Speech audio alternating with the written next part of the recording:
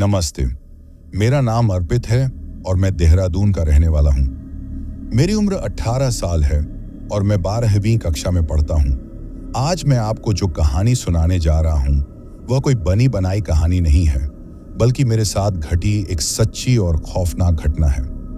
इस घटना ने मेरी जिंदगी को हमेशा के लिए अंधेरे में धकेल दिया है। यह कहानी पिछले साल 31 दिसंबर की रात की है, जब पूरी दुनिया नए साल का जश्न मना रही थी। तब मैं और मेरे 3 जिगरी दोस्त मौत के रास्ते पर अपनी गाड़ी दौड़ा रहे थे। हम 4 दोस्त थे, मैं, राहुल, विक्की और समीर। हम सब बचपन से साथ थे। उस रात हमने एक ऐसी गलती की जिसकी माफी शायद भगवान के पास भी नहीं है। 31 दिसंबर की शाम थी। देहरादून में बहुत ज्यादा ठंड पड़ रही थी। कोहरा इतना घना था कि हाथ को हाथ नहीं सूझ रहा था। हमारा प्लान था कि हम घर पर ही रहेंगे, पिज्जा मंगाएंगे और वीडियो गेम खेलकर नया साल मनाएंगे। मेरे मम्मी पापा एक पुराने रिश्तेदार के घर गए थे, इसलिए मेरा घर खाली था। बस दादाजी थे जो अपनी दवाई लेकर जल्दी सो जाते थे। रात के 10 बज रहे थे। हम मेरे कमरे में रजाई में बैठे बातें कर रहे थे। तभी राहुल ने कहा कि यार, हम कब तक ऐसे बच्चों की तरह घर में बैठकर नया साल मनाएंगे। हम अब बड़े हो गए हैं, हमें कुछ तूफानी करना चाहिए। विक्की थोड़ा डरपोक था। उसने कहा कि चुपचाप बैठ, बाहर पुलिस की चेकिंग होगी। लेकिन राहुल ने उसकी बात नहीं सुनी। राहुल की नजर मेरे घर के बाहर खड़ी मेरे पापा की सफेद होंडा सिटी गाड़ी पर थी। पापा उस दिन अपनी पुरानी गाड़ी लेकर गए थे और नई गाड़ी घर छोड़ गए थे। राहुल ने मेरी तरफ देखा और कहा कि अर्पित, तेरे पापा की होंडा सिटी की चाबी कहाँ है? मैंने साफ मना कर दिया। मैंने कहा कि अगर पापा को पता चला तो वो मुझे जान से मार देंगे। लेकिन राहुल ने मुझे उकसाना शुरू कर दिया। उसने कहा कि भाई, हम शहर के अंदर नहीं चलाएंगे। हम शहर से बाहर उस पुराने हाईवे पर चलेंगे जो जंगलों के बीच से जाता है। वहां कोई पुलिस नहीं होती। हम बस एक लॉन्ग ड्राइव पर जाएंगे और वापस आ जाएंगे।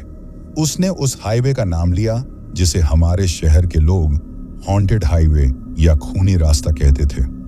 वहां के बारे में बहुत सी डरावनी कहानियां मशहूर थीं। लोग कहते थे कि वहां रात में एक सफेद साड़ी वाली औरत दिखाई देती है जो लिफ्ट मांगती है, और जो गाड़ी रोकता है वह कभी वापस नहीं आता। हमने उन कहानियों को हमेशा मजाक समझा था।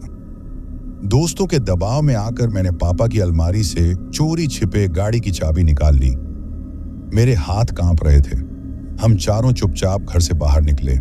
हमने गाड़ी को धक्का देकर घर से थोड़ा दूर किया ताकि इंजन की आवाज से दादाजी न जाग जाएं। फिर राहुल ड्राइविंग सीट पर बैठा, मैं बगल में और विक्की और समीर पीछे बैठ गए। गाड़ी स्टार्ट होते ही हमारा डर खत्म हो गया और हम जोश में आ गए। हमने गाने चला दिए और गाड़ी को शहर से बाहर वाले रास्ते पर डाल दिया। शहर की रोशनी पीछे छूट गई और हम अंधेरे रास्तों पर आगे बढ़ने लगे। कोहरा और भी घना हो गया था। गाड़ी की हेडलाइट की रोशनी कोहरे को काट नहीं पा रही थी। करीब आधे घंटे बाद हम उस हॉन्टेड हाईवे पर पहुंच गए। वहां एक पुराना बोर्ड लगा था जिस पर लिखा था, सावधान, दुर्घटना संभावित क्षेत्र। राहुल ने गाड़ी की स्पीड बढ़ा दी और हम उस मनहूस रास्ते पर दाखिल हो गए। सड़क के दोनों तरफ घने जंगल थे। पेड़ इतने ऊंचे थे कि उन्होंने सड़क को ऊपर से ढक लिया था, जिससे वहां बिल्कुल अंधेरा था। थोड़ी देर बाद विक्की ने कहा कि भाई, मुझे अजीब लग रहा है, यहां बहुत ज्यादा सन्नाटा है, गाड़ी वापस मोड़ लो। समीर ने उसका मजाक उड़ाया, लेकिन सच कहूं तो मुझे भी डर लग रहा था। अचानक गाड़ी के अंदर एक बहुत गंदी बदबू आने लगी, जैसे सड़ा हुआ मांस हो। बदबू इतनी तेज थी कि हमें अपनी नाक बंद करनी पड़ी। राहुल ने कहा कि शायद कोई जानवर मरा होगा। उसने गाड़ी और तेज कर दी। तभी अचानक गाड़ी के बिल्कुल सामने कोहरे के बीच से एक सफेद परछाई निकली। वह सड़क के बीचों बीच खड़ी थी। राहुल ने हड़बड़ी में पूरा ब्रेक दबा दिया। गाड़ी के टायर सड़क पर घिसते हुए चीखने लगे। हम सब अपनी सीटों से आगे की तरफ गिरे। गाड़ी उस परछाई से बस कुछ इंच की दूरी पर रुकी थी। मेरा दिल जोर जोर से धड़क रहा था। हम सब ने सामने देखा, वहां एक औरत खड़ी थी। उसने पुरानी और गंदी सफेद साड़ी पहन रखी थी। उसके बाल खुले थे और चेहरे पर बिखरे हुए थे, इसलिए उसका चेहरा नहीं दिख रहा था। वह बिल्कुल शांत खड़ी थी। हिल भी नहीं रही थी।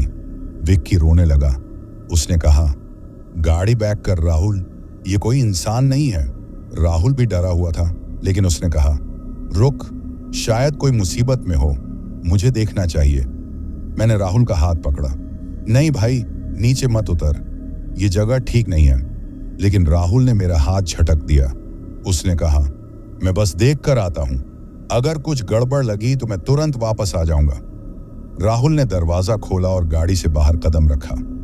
बाहर कदम रखते ही जंगल का सन्नाटा और भी गहरा हो गया। राहुल धीरे धीरे उस औरत की तरफ बढ़ा जो गाड़ी की हेडलाइट की रोशनी में खड़ी थी। हम तीनों गाड़ी के अंदर सांस रोके उसे देख रहे थे। राहुल उस औरत से बस 2 कदम दूर जाकर रुक गया। उसने कुछ पूछा, शायद कौन हो तुम? तभी उस औरत ने अपना सिर उठाया। उसके चेहरे को देखकर हमारी चीख निकल गई। उसका चेहरा इंसानों जैसा नहीं था। उसकी चमड़ी जली हुई थी और उसकी आंखें एकदम सफेद थीं, बिना पुतलियों के।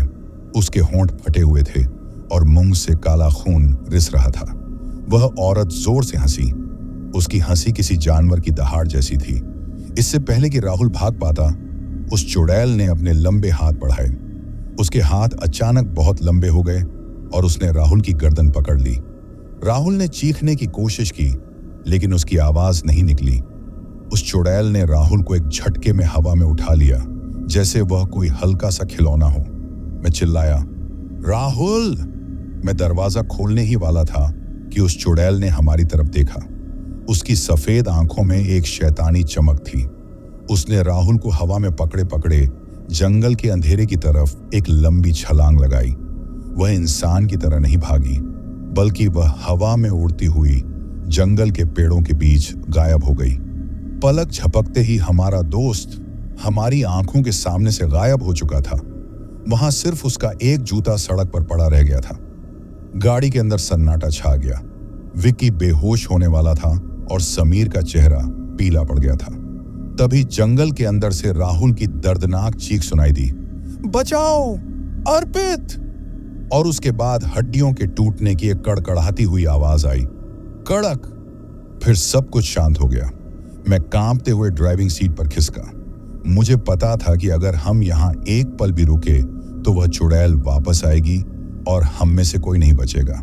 मैंने कांपते हाथों से दरवाजा बंद किया और गाड़ी को बैक करने की कोशिश की, लेकिन मेरे हाथ इतने कांप रहे थे कि गियर ही नहीं डल रहा था। तभी विक्की ने मेरी खिड़की की तरफ इशारा किया। उसकी आवाज नहीं निकल रही थी, बस उसकी आंखें फटी हुई थीं। मैंने धीरे से अपनी खिड़की की तरफ देखा।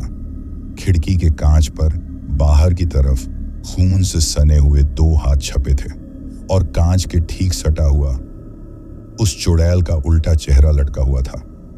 वह गाड़ी की छत से नीचे लटक कर हमें अंदर देख रही थी। वह मुस्कुरा रही थी और उसके दांतों में मांस के टुकड़े फंसे हुए थे। उस चुड़ैल का वह भयानक चेहरा देखकर मेरी रूह कांप गई।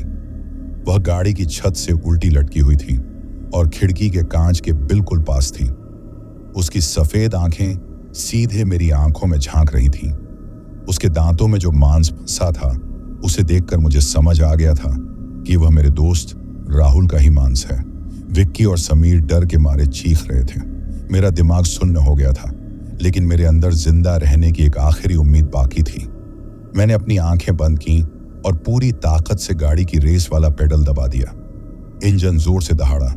गाड़ी ने एक बहुत तेज झटका लिया और आगे की तरफ भागी। वह चुड़ैल जो खिड़की से लटकी हुई थी, इस अचानक झटके के कारण अपना संतुलन नहीं बना पाई। गाड़ी की रफ्तार एकदम से बढ़ी और वह पकड़ छूटने की वजह से पीछे की तरफ गिर गई। लेकिन गिरते गिरते भी उसके लंबे और गंदे नाखूनों ने गाड़ी के दरवाजे पर एक बहुत गहरी खरोंच मार दी। उस खरोंच की आवाज इतनी तेज थी जैसे किसी ने लोहे पर आरी चला दी हो। मैंने पीछे मुड़कर नहीं देखा।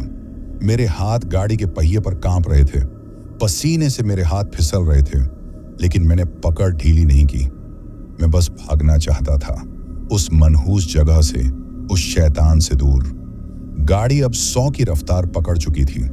रास्ता बहुत खराब था, बीच बीच में गड्ढे थे, जिसकी वजह से गाड़ी बुरी तरह हिल रही थी। लेकिन मैंने ब्रेक मारने की हिम्मत नहीं की। मुझे पता था कि अगर गाड़ी की रफ्तार कम हुई तो वह चुड़ैल हमें नहीं छोड़ेगी। गाड़ी के अंदर सिर्फ विक्की के रोने की आवाज आ रही थी। समीर अभी भी सदमे में था। वह चुपचाप बैठा सामने देख रहा था, जैसे उसकी बोलने की शक्ति ही चली गई हो। मैंने कांपती आवाज में पूछा कि क्या वह पीछे आ रही है। विक्की ने हिम्मत करके पीछे वाले शीशे से देखा। उसने रोते हुए कहा कि अर्पित, कुछ दिखाई नहीं दे रहा, कोहरा बहुत घना है, शायद वह पीछे रह गई है। मैंने थोड़ी राहत की सांस ली, लेकिन मेरा दिल अभी भी हथौड़े की तरह धड़क रहा था। हम राहुल को खो चुके थे, मेरा बचपन का दोस्त जिसे मैं अपने साथ लेकर आया था। अब वह उस जंगल में उस चुड़ैल के पास अकेला था। मेरी आंखों से आंसू बहने लगे। मुझे अपने आप पर बहुत गुस्सा आ रहा था। अगर मैं राहुल की बात नहीं मानता, अगर मैं चाबी नहीं निकालता, तो आज ये सब नहीं होता। हम करीब 10 मिनट तक पागलों की तरह गाड़ी चलाते रहे।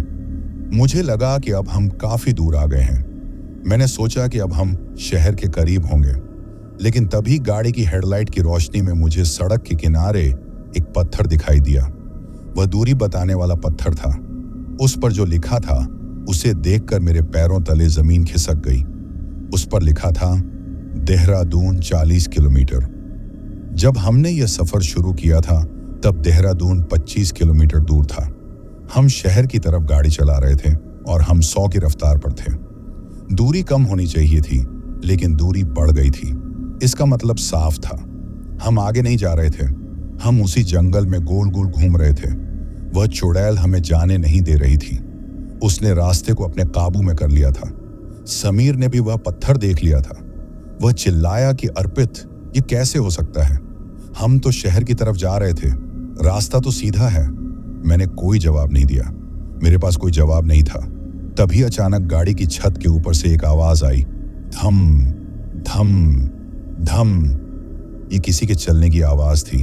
कोई भारी चीज गाड़ी की छत पर चल रही थी। हम तीनों की सांसें वहीं रुक गईं। वह पीछे नहीं छूटी थी, वह हमारे साथ ही थी। वह गाड़ी की छत पर बैठी थी।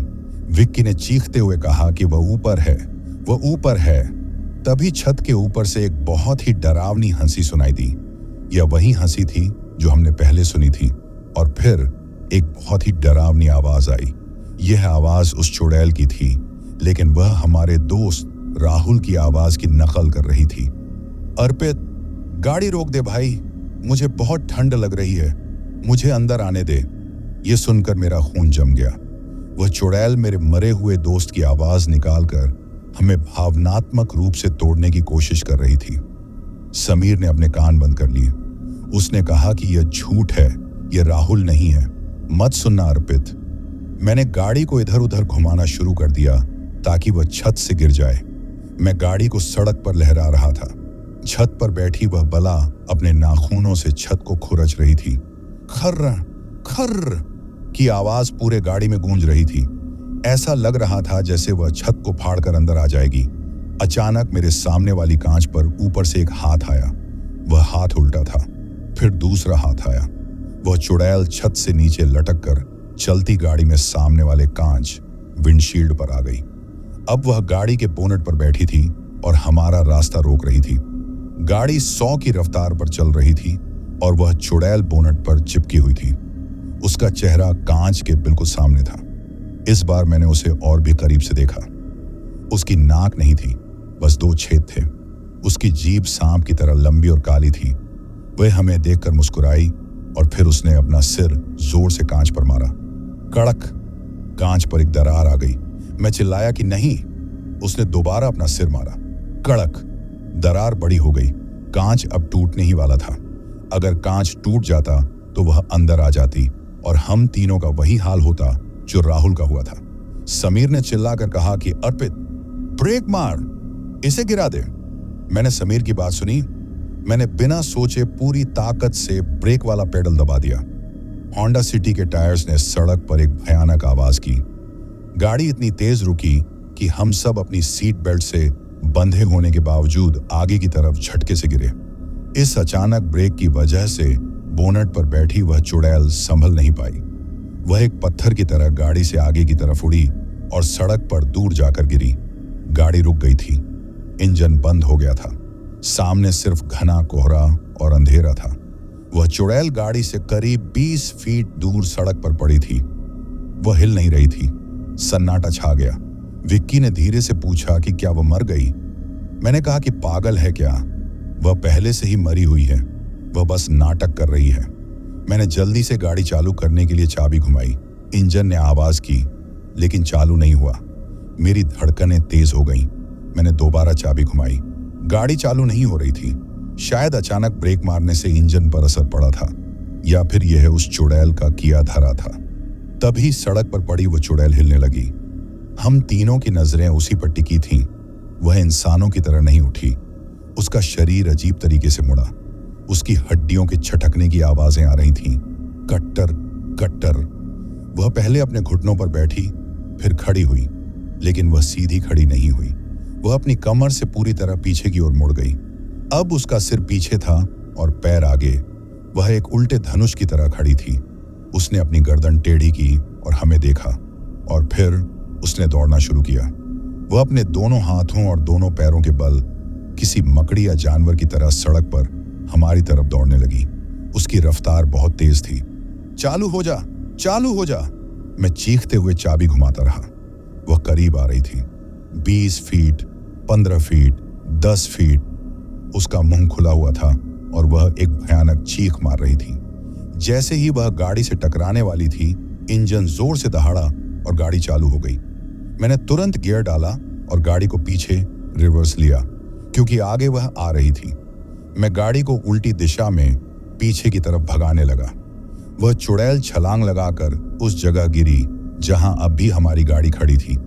उसके नाखून सड़क की तारकोल में धंस गए। हमने उसे चकमा दे दिया था, लेकिन अब हम उल्टी दिशा में जा रहे थे। गाड़ी को मोड़ना मुश्किल था क्योंकि रास्ता संकरा था। मैंने गाड़ी को एक झटके में मोड़ा। गाड़ी का पिछला हिस्सा पेड़ से टकराते टकराते बचा।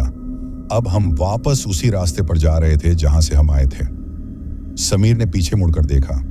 उसने कहा कि अर्पित, वह दौड़ रही है, वह गाड़ी का पीछा कर रही है। मैंने शीशे में देखा। वह चुड़ैल अपनी चारों टांगों पर दौड़ रही थी। उसकी सफेद साड़ी हवा में उड़ रही थी। उसकी रफ्तार किसी गाड़ी से कम नहीं थी। वह हमारी गाड़ी के पिछले बम्पर के बिल्कुल करीब थी। तभी मेरी नजर पेट्रोल के कांटे पर पड़ी। मेरा दिल बैठ गया। कांटा बिल्कुल लाल निशान पर था। पेट्रोल खत्म होने वाला था। जब हम घर से निकले थे तो टंकी फुल थी। यह नामुमकिन था, लेकिन इस शापित हाईवे पर सब कुछ मुमकिन था। वह हमारे साथ खेल रही थी। वह हमें थका रही थी ताकि जब गाड़ी रुके तो हम भाग न सकें। पेट्रोल खत्म हो रहा है, मैंने धीरे से कहा। विक्की और समीर ने मेरी तरफ देखा। उनकी आंखों में मौत का खौफ था। गाड़ी ने झटके लेना शुरू कर दिया। इंजन खांसने लगा। रफ्तार कम होने लगी। पीछे से उस चुड़ैल की हंसी की आवाज और पास आने लगी, और आखिरकार एक सुनसान मोड़ पर आकर गाड़ी ने अपनी आखिरी सांस ली और बंद हो गई। हम फिर से रुक गए थे। इस बार हमारे पास भागने के लिए गाड़ी भी नहीं थी। बाहर घना जंगल था और पीछे से कोहरे को चीरती हुई पायल की आवाज आ रही थी। छम छम छम। वह आ रही थी, और इस बार उसके पास कोई जल्दी नहीं थी। उसे पता था कि हम अब कहीं नहीं जा सकते। विक्की का रोना बंद हो चुका था। वह डर के मारे सुन्न पड़ गया था। समीर ने मेरा हाथ जोर से पकड़ा हुआ था। उसका हाथ बर्फ जैसा ठंडा था। मैंने धीमी आवाज में कहा, गाड़ी के अंदर रहना सुरक्षित नहीं है। वह कांच तोड़कर अंदर आ जाएगी। हमें जंगल में छिपना होगा। समीर ने कांपते हुए कहा, लेकिन बाहर वह है अर्पित, वह हमें देख लेगी। मैंने कहा, गाड़ी में हम बैठे हुए बतख की तरह हैं। बाहर कम से कम हम पेड़ों के पीछे छिप सकते हैं। अंधेरा हमारा साथ देगा। पायल की आवाज अब बहुत करीब आ गई थी। शायद वह गाड़ी से मुश्किल से 50 कदम दूर थी। मैंने धीरे से अपनी तरफ का दरवाजा खोला। गाड़ी की पुरानी चूल्हों ने थोड़ी आवाज की। चर्रर्रम। वह आवाज सन्नाटे में गोली चलने जैसी लगी। पायल की आवाज एक पल के लिए रुक गई। उसने सुन लिया था। जल्दी निकलो, मैंने फुसफुसाते हुए कहा। हम तीनों जल्दी जल्दी गाड़ी से बाहर निकले। बाहर की ठंड ने हमारे शरीर को भेद दिया। जंगल की हवा में वही सड़े हुए मांस की बदबू घुली हुई थी। हमने गाड़ी का दरवाजा खुला छोड़ दिया और सड़क के किनारे घनी झाड़ियों की तरफ भागे। हम सड़क से नीचे उतरे और एक मोटे पेड़ के पीछे जाकर दुबक गए। वहां कांटेदार झाड़ियां थीं जो हमारे कपड़ों और चमड़ी को छील रही थीं, लेकिन दर्द का एहसास किसी को नहीं था। हमारा पूरा ध्यान सड़क पर था। हम जहां छिपे थे वहां से हमारी गाड़ी साफ दिखाई दे रही थी। गाड़ी की हेडलाइट अभी भी जल रही थी, लेकिन उसकी रोशनी अब पीली और कमजोर पड़ चुकी थी। उस मध्यम रोशनी में हमने उसे देखा। वह कोहरे से बाहर निकली। वह चुड़ैल, वह सामान्य कद की नहीं थी। वह बहुत लंबी थी, शायद 7 या 8 फीट की। उसकी सफेद साड़ी कीचड़ और खून से सनी हुई थी। उसके बाल जमीन पर घिसट रहे थे। वह नंगे पैर थी और जैसा कि मैंने पहले देखा था, उसके पैर उल्टे थे, एड़ियां आगे और पंजे पीछे। वह धीरे धीरे हमारी गाड़ी के पास पहुंची। वह लंगड़ा कर चल रही थी। शायद गाड़ी से गिरने की वजह से उसे चोट लगी थी। वह ड्राइवर वाली सीट के पास गई जहां मैं बैठा था। उसने अपना लंबा हाथ अंदर डाला और सीट को टटोला। जब उसे वहां कोई नहीं मिला तो उसने एक गुस्से भरी हुंकार भरी। उसने गाड़ी की छत पर जोर से मुक्का मारा। गाड़ी पिचक गई। फिर उसने हवा में अपनी नाक ऊपर की ओर जोर जोर से सांस लेने लगी। वह हमें सूंघ रही थी, जानवरों की तरह। मेरा दिल इतनी जोर से धड़क रहा था कि मुझे लग रहा था कि वह मेरी धड़कन सुन लेगी। मैंने समीर और विक्की के मुंह पर हाथ रख दिया ताकि उनकी सांस की आवाज ना आए। उस चुड़ैल ने अपना सिर हमारी दिशा में घुमाया। जहां हम छिपे थे, उसकी सफेद बिना पुतलियों वाली आंखें सीधे हमारी तरफ देख रही थीं। क्या उसने हमें देख लिया था? अंधेरा बहुत था, इसलिए शायद वह पक्का नहीं कर पा रही थी। तभी उसने अपना मुंह खोला। इस बार उसने कोई डरावनी आवाज नहीं निकाली।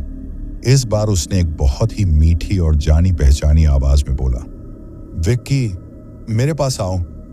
यह आवाज विक्की की मां की थी, बिल्कुल वैसी ही आवाज जैसी उसकी मां की है। विक्की बेटा, मुझे ठंड लग रही है, मुझे बचा लो। वह चुड़ैल हमारे दिमाग के साथ खेल रही थी। वह जानती थी कि हम में से सबसे कमजोर कौन है। विक्की की आंखों में एक अजीब सी चमक आ गई। वह सम्मोहित जैसा हो गया। उसने मेरा हाथ झटकने की कोशिश की। मां, विक्की बुदबुदाया। मेरी मां बुला रही है। मैंने उसे कसकर पकड़ लिया। मैंने उसके कान में कहा, वह तेरी मां नहीं है पागल, वह छलावा है। तेरी मां घर पर है। लेकिन विक्की पर कोई असर नहीं हो रहा था। उस चुड़ैल ने फिर से पुकारा, विक्की, तुम मुझे छोड़कर क्यों छुप गए? आओ बेटा। इस बार विक्की ने पूरी ताकत लगाकर मुझे धक्का दिया। मैं पीछे की तरफ गिर गया। विक्की झाड़ियों से खड़ा हो गया और सड़क की तरफ बढ़ने लगा। विक्की, नहीं! समीर ने उसे पकड़ने की कोशिश की, लेकिन विक्की का हाथ छूट गया। विक्की धीरे धीरे उस चुड़ैल की तरफ चलने लगा। मां, तुम यहां कैसे आई? विक्की ने पूछा। वह चुड़ैल मुस्कुराई। उसकी मुस्कान इतनी चौड़ी थी कि उसके कान तक पहुंच रही थी। उसके मुंह के अंदर के नुकीले दांत अब साफ दिख रहे थे। मैं तुम्हें लेने आई हूं बेटा, आ जाओ। चुड़ैल ने अपने दोनों हाथ फैला दिए, जैसे गले मिलने के लिए बुला रही हो। मैं और समीर बस देख सकते थे। हम कुछ नहीं कर सकते थे। अगर हम बाहर निकलते तो हम भी मारे जाते। विक्की उस चुड़ैल के बिल्कुल करीब पहुंच गया। जैसे ही विक्की उसके गले मिलने के लिए आगे बढ़ा, उस चुड़ैल का रूप बदल गया। उसका चेहरा अचानक भयानक हो गया। उसने अपनी मीठी आवाज छोड़ी और अपनी असली भारी आवाज में हंसी। मूर्ख! और फिर एक पल में उस चुड़ैल के बाल सांपों की तरह हिलने लगे। उसके बालों ने विक्की की गर्दन को चारों तरफ से जकड़ लिया। विक्की को होश आया, लेकिन तब तक बहुत देर हो चुकी थी। अर्पित, बचाओ! विक्की चिल्लाया। चुड़ैल ने अपने बालों से विक्की को हवा में ऊपर उठा लिया। विक्की हवा में पैर पटक रहा था। उसके गले से घुटने की आवाजें आ रही थीं। चुड़ैल ने अपना एक हाथ ऊपर उठाया।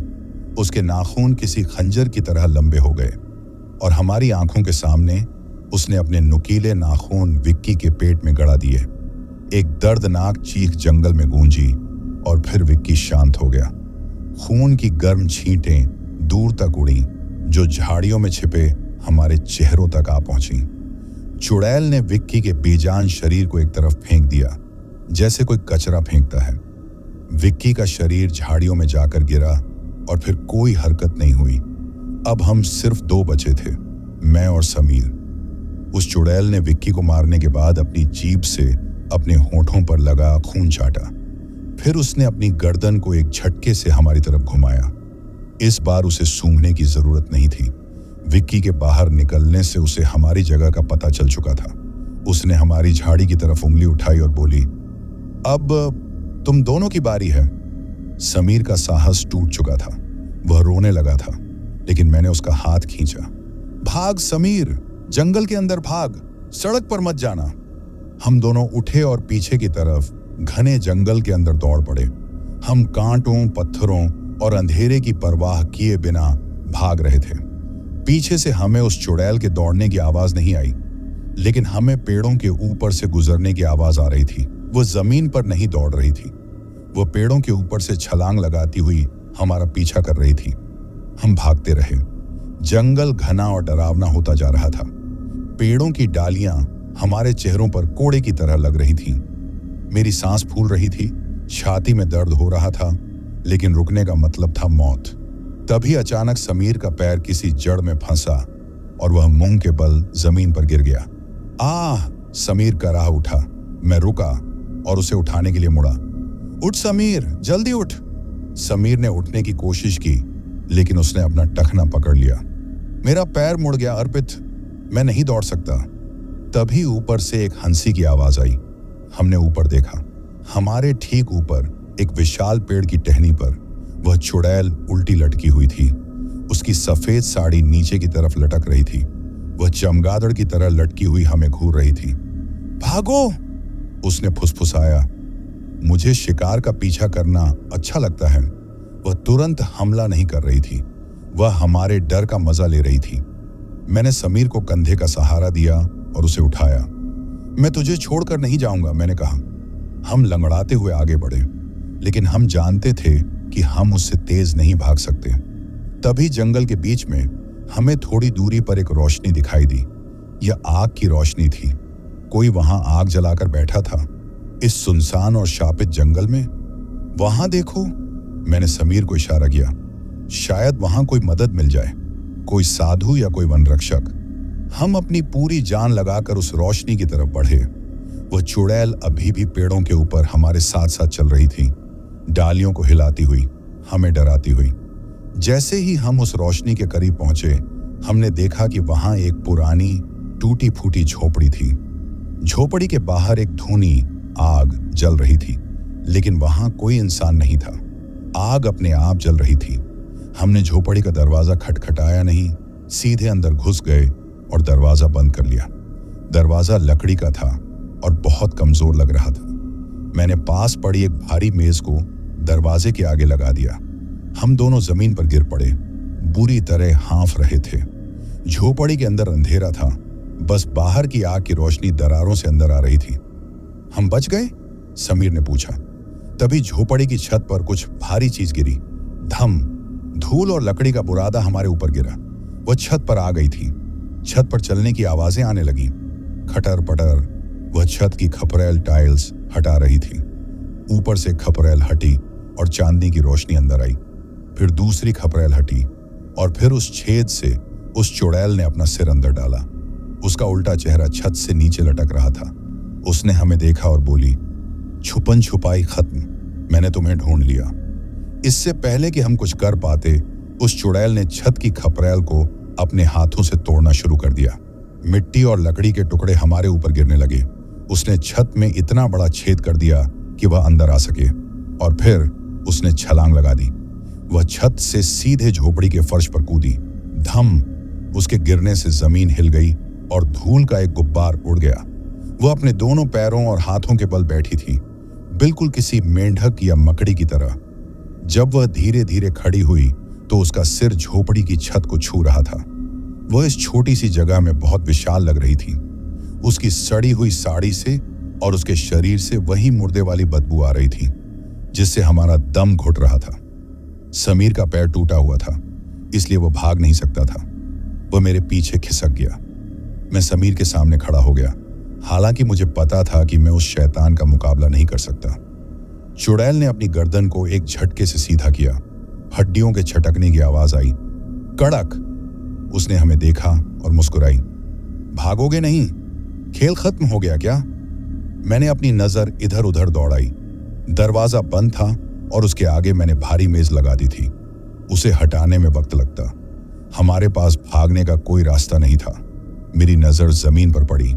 वहां चूल्हे की राख के पास एक पुरानी जंग लगी हुई लोहे की छड़ पड़ी थी। शायद पुरानी इमारत का कोई हिस्सा था। मैंने तुरंत वह छड़ उठा ली। दूर रहा, मैं चिल्लाया और छड़ को उसकी तरफ ताना। अगर पास आई तो मार डालूंगा। वह चुड़ैल मेरी इस हरकत पर जोर से हंसी। तुम्हें लगता है लोहे का यह टुकड़ा मुझे रोक पाएगा? उसने अपना हाथ आगे बढ़ाया। उसका हाथ रबर की तरह लंबा हो गया और उसने लोहे की छड़ का दूसरा सिरा पकड़ लिया। उसकी पकड़ इतनी मजबूत थी कि मैं छड़ को हिला भी नहीं पा रहा था। उसने छड़ को छुआ और देखते ही देखते वह लोहा लाल गर्म होने लगा। मेरी हथेलियां जलने लगीं। मैंने चीखते हुए छड़ छोड़ दी। छड़ जमीन पर गिरी और उसमें से धुआं निकलने लगा। अब हम पूरी तरह निहत्थे थे। चुड़ैल ने समीर की तरफ कदम बढ़ाया। समीर जमीन पर घिसटता हुआ पीछे जा रहा था। नहीं, मेरे पास मत आओ, समीर गिड़गिड़ाया। चुड़ैल ने कहा, तुम्हारा दोस्त विक्की अकेला महसूस कर रहा है, तुम्हें उसके पास जाना चाहिए। वह समीर को पकड़ने ही वाली थी कि मेरी नजर झोपड़ी की पीछे वाली दीवार पर पड़ी। वह दीवार लकड़ी की थी और दीमक ने उसे खा लिया था। वह बहुत कमजोर लग रही थी। मेरे दिमाग में एक ही रास्ता आया। समीर, दीवार, मैं चिल्लाया। मैंने पूरी ताकत लगाकर उस सड़ी हुई लकड़ी की दीवार पर एक जोरदार लात मारी। कड़ाक, लकड़ी टूट गई। एक लात और मारी। दीवार में एक बड़ा छेद हो गया जिससे बाहर का जंगल दिख रहा था। निकल समीर। मैंने समीर को कॉलर से पकड़ा और उसे उस छेद से बाहर धक्का दे दिया। जैसे ही मैं निकलने वाला था, चुड़ैल ने मेरा पैर पकड़ लिया। उसका हाथ बर्फ जैसा ठंडा था और उसकी पकड़ लोहे जैसी। तुम कहां जा रहे हो? उसने खींचते हुए कहा। मैं जमीन पर गिर गया। वो मुझे वापस अंदर खींच रही थी। मेरे नाखून जमीन की मिट्टी को खुरच रहे थे। समीर, मुझे खींच, मैं चिल्लाया। समीर, जो बाहर गिर चुका था, उसने मेरा हाथ पकड़ा और अपनी तरफ खींचा। मैं दरवाजे और चुड़ैल के बीच फंस गया था। तभी मेरी नजर बाहर जल रही उस धूनी आग पर पड़ी। आग, बुजुर्ग कहते हैं कि बुरी शक्तियां आग से डरती हैं। मैंने जमीन पर पड़ी एक सूखी लकड़ी उठाई और समीर से कहा, छोड़ मुझे। समीर ने हाथ छोड़ा। चुड़ैल मुझे तेजी से अपनी तरफ खींच रही थी। जैसे ही उसका चेहरा मेरे पास आया, मैंने वह लकड़ी उसके चेहरे पर दे मारी। लकड़ी से उसे चोट नहीं लगी, लेकिन वह थोड़ा पीछे हटी। उस एक सेकंड का फायदा उठाकर मैंने अपनी दूसरी लात उसके मुंह पर मारी और अपना पैर छुड़ा लिया। मैं लुढ़कता हुआ दीवार के छेद से बाहर आ गया। भाग! मैंने समीर को उठाया। हम झोपड़ी के पीछे वाले हिस्से में थे। सामने वह आग जल रही थी जो हमने आते वक्त देखी थी। मैं दौड़कर उस आग के पास गया। वहां एक मोटी लकड़ी जल रही थी। मैंने उसे उठा लिया। वह अब एक मशाल बन गई थी। जैसे ही चुड़ैल उस टूटी हुई दीवार से बाहर निकली, मैं उस जलती हुई मशाल को लेकर उसके सामने खड़ा हो गया। पीछे हट! मैं चिल्लाया और आग उसकी तरफ लहराई। आग की लपटें देखते ही वह चुड़ैल चिल्लाई। नहीं! उसने अपने चेहरे को हाथों से ढक लिया और पीछे हटी। उसकी आवाज में डर था। वह आग के पास नहीं आ सकती थी। समीर, यह आग ही हमें बचा सकती है, मैंने कहा। वह चुड़ैल चारों तरफ घूम रही थी। हम पर हमला करने का मौका ढूंढ रही थी, लेकिन मैं मशाल को घुमाता रहा। चलो धीरे धीरे पीछे चलो, मैंने समीर से कहा। हम मशाल की रोशनी में धीरे धीरे जंगल की तरफ पीछे हटने लगे। चुड़ैल अंधेरे में हमारे चारों तरफ मंडरा रही थी। उसकी लाल आंखें अंधेरे में चमक रही थीं और वह गुस्से में फुफकार रही थी। यह आग बुझ जाएगी अर्पित, तब तुम क्या करोगे? उसने अंधेरे से आवाज लगाई। तब मैं तुम्हें कच्चा चबा जाऊंगी। उसकी बात सच थी। लकड़ी पुरानी थी और तेजी से जल रही थी। मुश्किल से 10-15 मिनट में यह बुझ जाती। हमें सड़क तक पहुंचना होगा, मैंने समीर से कहा। शायद कोई ट्रक या बस मिल जाए। हम लंगड़ाते हुए गिरते पड़ते जंगल से बाहर निकलने की कोशिश करने लगे। रास्ता बहुत मुश्किल था। हर तरफ झाड़ियां और कांटे थे। करीब 10 मिनट चलने के बाद मशाल की रोशनी कम होने लगी। आग अब बस सुलग रही थी। अर्पित, आग बुझ रही है, समीर ने रोते हुए कहा। चुड़ैल को भी यह दिख रहा था। उसकी हंसी फिर से सुनाई देने लगी। वह अब करीब आ रही थी। पेड़ों के पीछे से उसकी परछाई हमारे और पास आ रही थी। तभी हमें एक आवाज सुनाई दी। पीं पीं। ये गाड़ी का हॉर्न था। हमने सामने देखा। हम जंगल से बाहर निकल आए थे और सामने वही हॉन्टेड हाईवे था और सड़क पर हमसे कुछ दूरी पर एक गाड़ी खड़ी थी। उसकी हेडलाइट जल रही थी और इंजन चालू था। वो एक सफेद रंग की होंडा सिटी थी। मेरी पापा की गाड़ी, वही गाड़ी जिसे हम खराब समझकर छोड़ आए थे। गाड़ी, समीर चिल्लाया। गाड़ी चालू है अर्पित, चलो भागते हैं। समीर खुशी से पागल हो गया और गाड़ी की तरफ लंगड़ाते हुए भागने लगा। लेकिन मैं वहीं रुक गया। मेरे रोंगटे खड़े हो गए। गाड़ी वहां कैसे पहुंची? हमने गाड़ी को बहुत पीछे छोड़ दिया था और इंजन तो खराब हो चुका था, फिर वह चालू कैसे है? और सबसे डरावनी बात, ड्राइविंग सीट पर कोई बैठा था। समीर रुक, मैंने चिल्लाया। वहां मत जा। लेकिन समीर नहीं रुका। उसे लगा कि यह हमारी आखिरी उम्मीद है।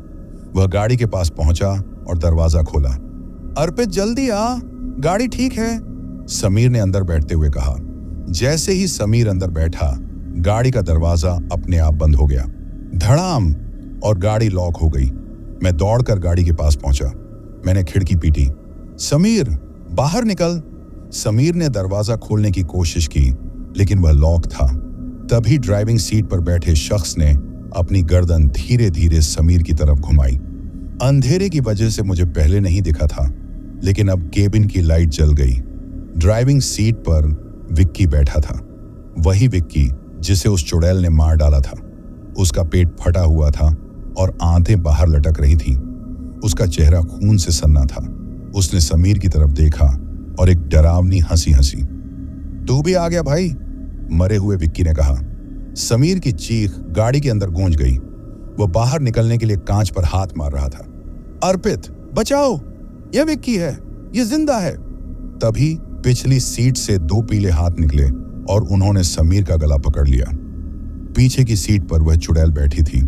मुझे पता ही नहीं चला कि वह कब जंगल से गायब होकर गाड़ी के अंदर पहुंच गई।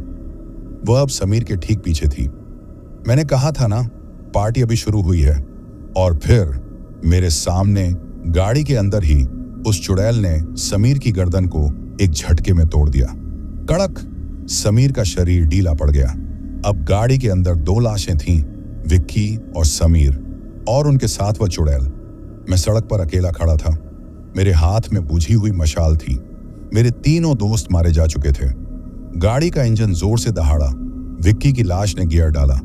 वह गाड़ी अब मेरी तरफ मुड़ रही थी। वह चुड़ैल गाड़ी चला रही थी या शायद विक्की की लाश, मुझे नहीं पता। लेकिन अब वह गाड़ी मुझे कुचलने के लिए मेरी तरफ आ रही थी। मैं पीछे हटा, लेकिन मेरा पैर फिसला और मैं सड़क पर गिर गया।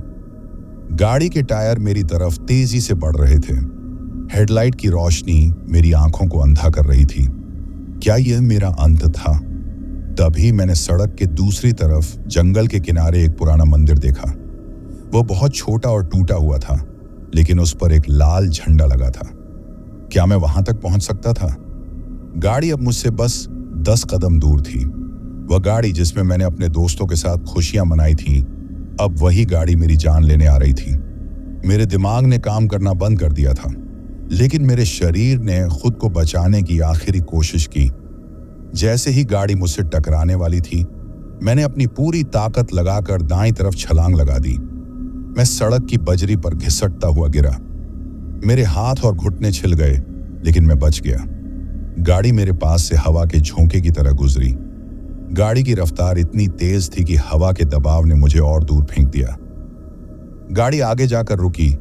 टायर्स के घिसने की एक बहुत तीखी आवाज आई। मैंने पलटकर देखा। गाड़ी ने यू टर्न लिया। अब उसका मुंह फिर से मेरी तरफ था। अंदर बैठे विक्की की लाश ने स्टीयरिंग घुमाया। उसके बगल में समीर की लाश बैठी थी, जिसका सिर एक तरफ लुढ़का हुआ था, और पीछे वह चुड़ैल बैठी मुस्कुरा रही थी।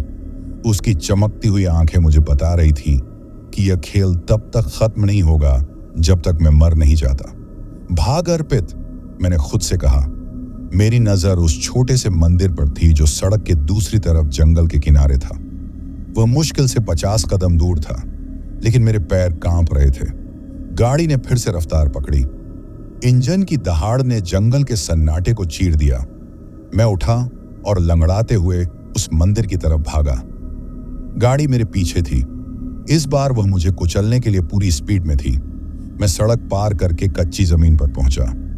मंदिर की सीढ़ियां अब बस 10 कदम दूर थीं। पीछे से गाड़ी के बम्पर के मेरी टांगों से टकराने का डर मुझे दौड़ा रहा था। जय बजरंग बली, मैं चिल्लाया और आखिरी 5 कदम मैंने छलांग लगाकर पार किए। मैं मंदिर के चबूतरे पर मुंह के बल गिरा। उसी पल मेरे पीछे एक जोरदार धमाका हुआ। धड़ाम! मैंने पलट कर देखा। गाड़ी मंदिर के चबूतरे से बस 1 इंच दूर रुक गई थी, जैसे किसी अदृश्य दीवार ने उसे रोक दिया हो। मंदिर छोटा था, वहां कोई मूर्ति नहीं थी, बस एक सिंदूर लगा पत्थर और एक त्रिशूल था। लेकिन वह जगह पवित्र थी।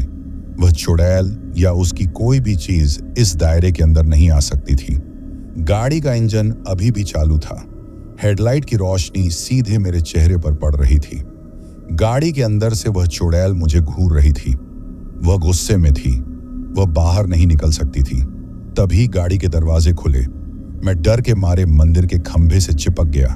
क्या वे बाहर आएंगे? नहीं, वे बाहर नहीं आए। लेकिन गाड़ी के अंदर से मेरे दोस्तों की आवाजें आने लगीं। अर्पित, बाहर आ जाओ। ये राहुल की आवाज थी। भाई, हम दर्द में हैं, हमारी मदद करो, ये विक्की बोल रहा था।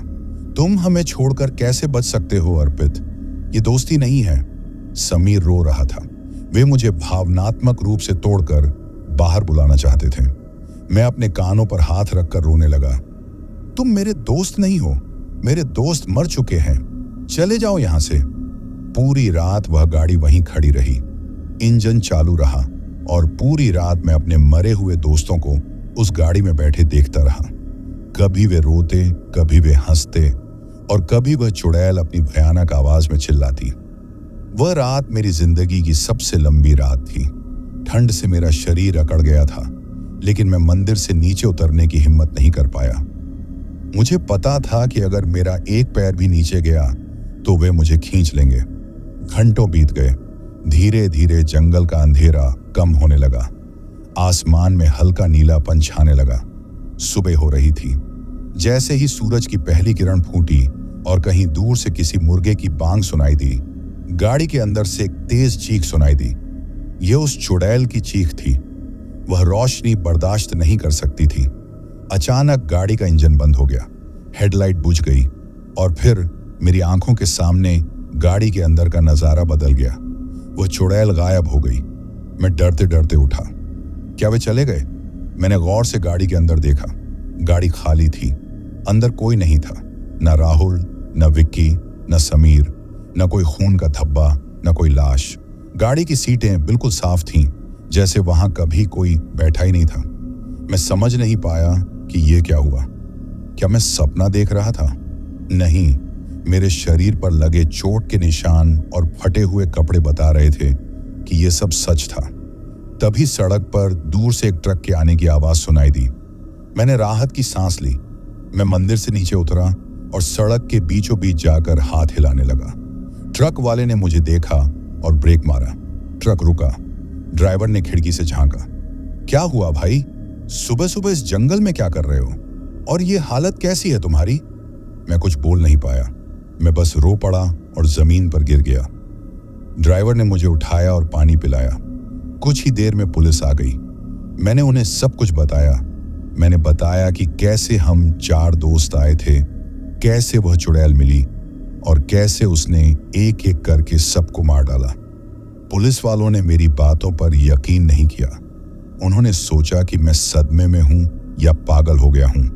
उन्होंने जंगल में छानबीन की। उन्हें मेरी होंडा सिटी गाड़ी वहीं मिली, मंदिर के पास।